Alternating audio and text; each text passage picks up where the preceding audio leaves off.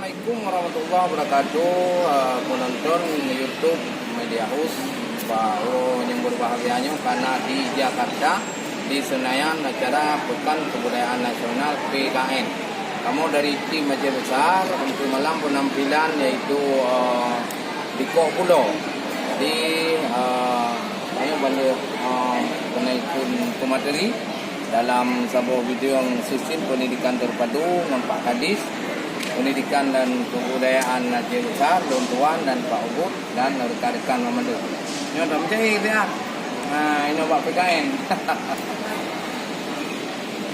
Kru semangat rahmat Tuhan bi Gunohai ati ilun katika baksa bo acara PKN RI hayahan sakri di Indonesia nyon kalan macam rakan dan ahli ada tradisimu macam rupa najid dagenyo da kalon hi hayahan sakri nyo budaya bangsa kerajinan jaro danyo peduli penting han sakri nyo benar tak kira nyoku di sino di nangro RI bukan nuronyo hati luar biasa untuk malam bak panggung na penampilan seni kamu dari Serambi pihaya lagoina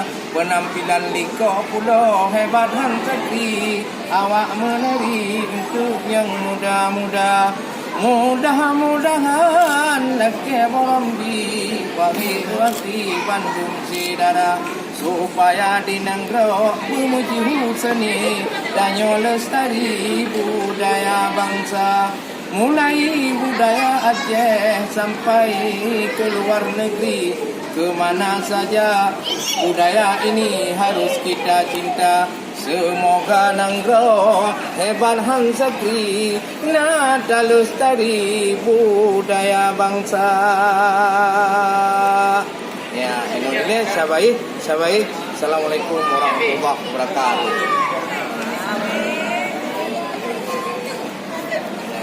Ini dari Aceh.